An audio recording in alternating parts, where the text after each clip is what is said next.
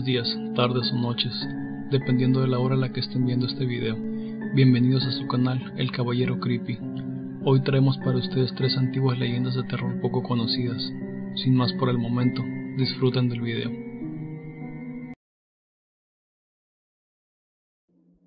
La leyenda de la ahorcada María. Durante muchos años, y según consta en las actas del antiguo convento de la Concepción, las monjas enclaustradas en tan sombrío lugar sufrían la aparición de una blanca y espantable figura en hábito de monja, colgada de uno de los arbolitos de durazno. Cada vez que alguna de las novicias cruzaba el patio por las noches y se detenía a mirarse en las cristalinas aguas de la fuente que en el centro había, se topaba con aquello. Tras ellas, balanceándose al soplo ligero de la brisa nocturna, veía a la novicia pendiendo de una soga, con unos ojos salidos de las órbitas y con su lengua fuera de los labios retorcidos y resecos, sus manos juntas y sus pies apuntando hacia abajo. Las monjas huían despavoridas, clamando a Dios, y cuando volvían acompañadas de la Madre Superiora, aquella horrible visión se había esfumado. Sucedió así por varios años. Noche a noche, y monja tras monja, el fantasma de la novicia colgaba del árbol de durazno, espantándolas a todas, haciendo que sus rezos y sus mismas penitencias valieran poco para alejar la visión macabra de su jardín. La fantasmal aparición de aquella monja ahorcada quería solamente que se supiera la verdad de lo que sucedió muchos años antes, cuando la joven y bella doña María de Ávila, perteneciente a lo mejor de la sociedad de su tiempo, se enamoró de Joaquín Urrutia, un hombre de posición social muy inferior a la suya, y que trataba de convertirla en su esposa para así ganar mujer, fortuna y linaje. Los hermanos de María, Gil y Alonso, descubrieron las intenciones del joven, y sabiendo que solo lo movía la ambición, le ofrecieron una buena cantidad de dinero con la condición de que se fuera definitivamente de la ciudad. El joven aceptó, y se marchó sin despedirse de la mujer que tanto amaba. Esto sumió a María en una profunda depresión. Finalmente, viendo tanto sufrir y llorar a la querida hermana, Gil y Alonso decidieron convencerla para que se entrara de novicia en el convento de la Concepción, diciéndole que Urrutia jamás regresaría a su lado, pues había muerto. Sin mucha voluntad, doña María entró al convento, sin dejar de llorar su pena de amor. Se dice que al descubrir la traición de todos sus seres queridos, tomó un cordón y caminó hasta la fuente donde se reflejó por última vez. Ató la cuerda a una de las ramas del durazno y rezó pidiendo perdón a Dios por lo que iba a hacer.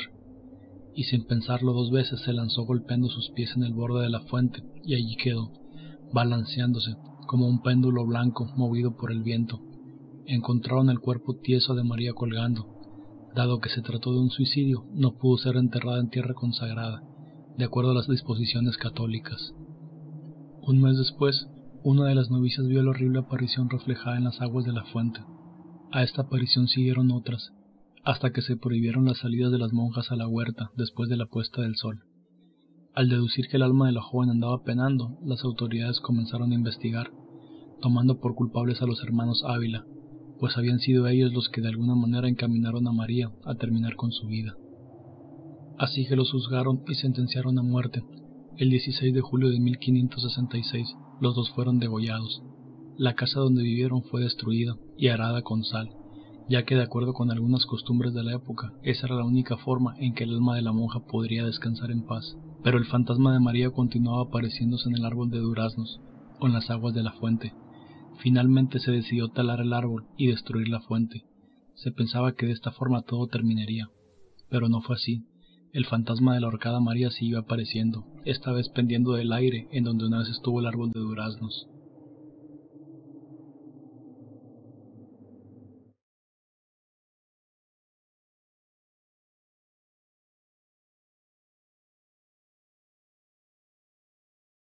El fantasma del castillo de San Servando. El castillo de San Servando en Toledo ha tenido varios habitantes desde su remota construcción, allá en época árabe. Cuando estuvo bajo el cobijo de los caballeros templarios, se originó la leyenda que a continuación se relata. En una noche fría de noviembre, con fuertes vientos que alborotaban la lluvia, los vigías y don Nuño Avelar hacían la guardia mientras los demás descansaban plácidamente. El centinela vigilaba desde una pequeña habitación, y casi caía dormido al no tener más entretenimiento que observar la danza del fuego en su pequeña chimenea. Pero junto a los silbidos del viento, creyó escuchar una tenebrosa y estremecedora voz. Momentos más tarde, alguien llamó a la puerta. Tal vez era alguien necesitado. pero no había que confiar en los que andaban errantes a tan altas horas de la noche. El recién llegado dialogaba con los soldados de la entrada suplicando albergue, mientras don Nuño, intranquilo, escuchaba tras la puerta. Su voz tenía un acento.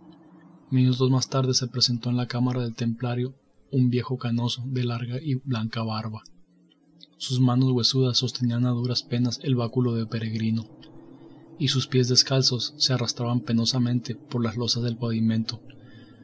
Don Nuño, estremecido, se puso de pie, dirigiendo su tenebrosa mirada hacia el anciano, que le dijo: «Por fin me presento ante vos. ¿De dónde venís y a dónde os dirigís?», preguntó el guardia con voz temblorosa. «De dónde vengo es un enigma, pero allí he de regresar de nuevo», contestó el viejecillo. Don Nuño no pudo comprender las palabras del visitante. Estaba demasiado asustado para pensar. Se frotaba los ojos para comprobar que no fuese un sueño, y al saber que no, preguntó de nuevo al anciano: «Decidme, ¿quién sois y a qué habéis venido?». «A por vos, o mejor aún, a por vuestra alma, que escapa de vuestro pecho como el humo escapa de la llama. Ahora estáis en mis manos, soy vuestra muerte», respondió tranquilamente el anciano, mientras el cuerpo del templario era invadido por un escalofrío que le obligaba a gritar por ayuda. «Es inútil, en vuestro pecho no queda fuerza para el más leve soplo. Debéis afrontar vuestro destino», exclamaba pacíficamente el señor de barbas blancas. «Os lo ruego, dejadme», suplicaba don Nuño. «De nada sirven vuestros ruegos ante los testimonios de los que acusan ante Dios. Mirad, mirad». Entonces entre las llamas de la chimenea se reflejaron dolientes rostros. Don Nuño los reconoció a todos. Cada uno de ellos había sufrido a manos del cruel templario. Había musulmanes, a quien crucificó; doncellas que arrojó por un precipicio al negarse a satisfacer sus sucios deseos; los pacíficos peregrinos que huían humeando en carne viva al serle derramado aceite hirviendo desde el alto de torres del castillo. Todas las escenas fueron revividas por don Nuño, que cayó al suelo, echándose las manos a los ojos, sintiendo que le ardían las entrañas. Se le nubló la vista, el corazón comenzó a agitársele bruscamente y un zumbido retumbó en su cerebro. Al despuntar el alba, uno de los soldados se dirigió a la cámara de don Nuño, comprobando con espanto que éste se hallaba muerto en el suelo, con el pelo más blanco y con abundante sangre emanando de su nariz, boca y ojos. Del misterioso peregrino no supieron nada.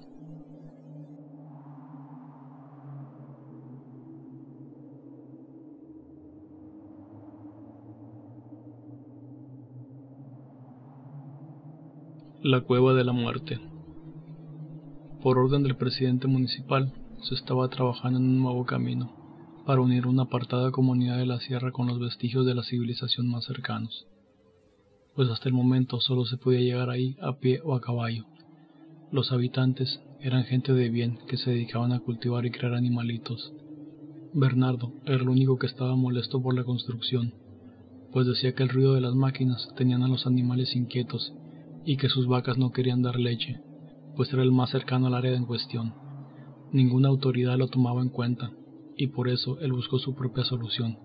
Había un lugar despoblado donde llevaba a los animales a pastar, donde el ruido no se percibía tanto, pues estaba entre dos pequeños cerros, así que el hombre decidió mudarse temporalmente a esa zona hasta que el escándalo terminara. Tomada su decisión, echó algunas cosas a su carreta y se fue con los animales. Llegó hasta el lugar que había planeado y se puso a trabajar. Necesitaba corrales para su rebaño. Él simplemente dormiría debajo de un árbol. La noche le cayó de repente. El viento silbaba entre las piedras. La oscuridad era muy profunda, y él estaba demasiado cansado, así que se tiró a dormir. Ya lo había hecho antes. Conocía muy bien el lugar. Ahí pastaban a diario sus chivas. Llevaba un par de horas dormido, cuando los animales se alborotaron. El balar de los animales sonaba nervioso. Bernardo se levantó deprisa, pensando que podrían ser atacados por lobos, pero en su lugar vio una túnica negra que se arrastraba entre las piernas de las chivas, las cuales brincaban descontroladas queriendo salir del corral. La figura se deslizaba tan rápidamente que apenas podía verla. En un instante estaba escurriéndose por un pequeño agujero por el cual Bernardo apenas pudo pasar. Iba decidido a echar tiros y matar a la criatura de una buena vez.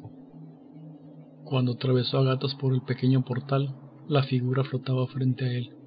La gastada túnica que cubría todo su cuerpo se mecía con el viento.